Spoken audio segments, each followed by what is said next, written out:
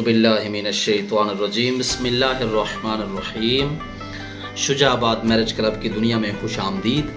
मैं कारी मोहम्मद इमरान आप सब दोस्तों, बहनों, भाइयों और बुज़ुर्गों की खिदमत में सलाम अर्ज़ करता हूँ और ये उम्मीद करता हूँ कि आप सब ठीक और खैरियत से होंगे। अल्लाह ताला मेरे सब देखने, सुनने और जानने वालों को अपनी हिफ्ज़ व अमान में रखे, आमीन सुम्मा आमीन। दोस्तों, बहनों, भाइयों और बुज़ुर्गों, आज हम अपने चैनल के तवस्सुत से जिस इस्लामी बहन के रिश्ते की डिटेल आप लोगों के गोशे गुजार करने जा रहे हैं, जिनका नाम ईमान फातिमा और उनकी उम्र जो है वो 26 साल है।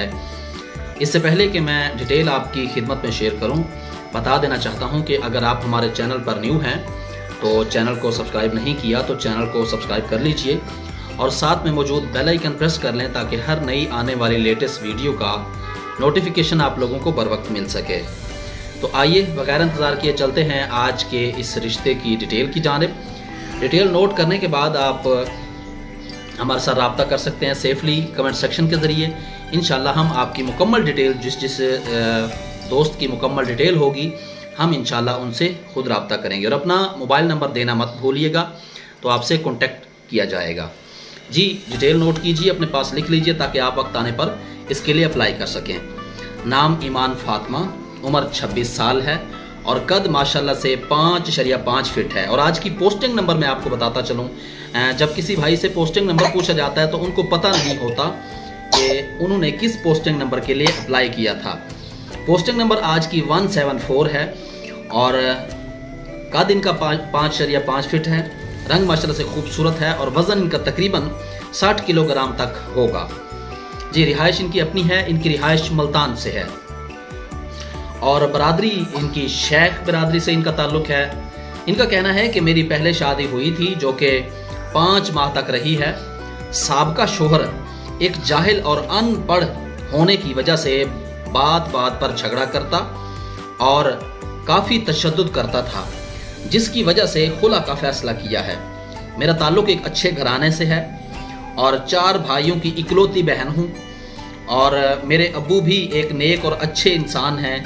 मेरे तमाम भाई कामकाज के सिलसिले में अक्सर मसरूफ़ रहते हैं और मुझसे बहुत प्यार करते हैं। मैंने हिफ्ज़ कुरान के साथ आलमा का कोर्स भी किया हुआ है। जी, आलमा का कोर्स शादी से 1 साल पहले कंप्लीट किया था। शादी मेरी 23 साल की उम्र में हो गई थी और सिर्फ 5 माह तक चल सकी। पैसों की कमी बिल्कुल नहीं है, जहेज़ वाले भी रब्ता कर सकते हैं। उन्होंने, हमारी इस इस्लामी बहन ने मुझसे एक सवाल पूछा।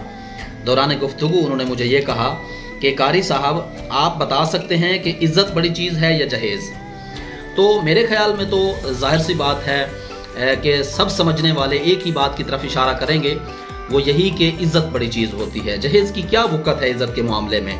अगर इज़्ज़त पर मैं कभी इंशाल्लाह लेक्चर रिकॉर्ड करवा सका तो ज़रूर इंशाल्लाह करूँगा कि इज़्ज़त क्या चीज़ होती है और पैसा क्या चीज़ होती है।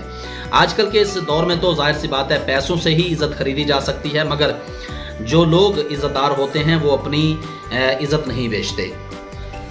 और इनका कहना है कि लड़के के लिए कुछ शराइत हैं। जी, अगर आप में ये शराइत मौजूद हैं जो कि अभी मैं बयान करने लगा हूँ तो आप इस रिश्ते के लिए अप्लाई कर सकते हैं। अदरवाइज़ अगर आप में ये शराइत मौजूद नहीं है तो आप इस रिश्ते के लिए इग्नोर कर सकते हैं। ये शराइत ये है कि आपका घर अपना होना चाहिए और मुल्तान से हो तो बस। और इसके अलावा इन्होंने कहा है कि सुन्नी मसलक से होना चाहिए लड़का। शेख बरादरी से हो तो अच्छी बात है। हाफिज़ कुरान और मुफ्ती आलिम को तरजीह दी जाएगी। जी, इन्होंने जो तरजीह देनी है वो हाफिज़ कारी आलिम हो तो उनको तरजीह दी जा सकती है। और इनका कहना है कि ये जब पढ़ती थी क्लास फेलो, जब इन्होंने कोर्स अपना कंप्लीट कर लिया था तो इनकी एक क्लास फेलो हैं, उन्होंने हमारे इस काम के बारे में इनको बताया कि आपने अगर अच्छा रिश्ता करना है तो आप शुजाबाद मैरिज क्लब से रब्ता कर लें। तो इन्होंने हमारे साथ रब्ता करके अपनी तमाम डिटेल से आगाह किया, तो फिर इंशाल्लाह हमने ये डिटेल आपके साथ शेयर कर दी है।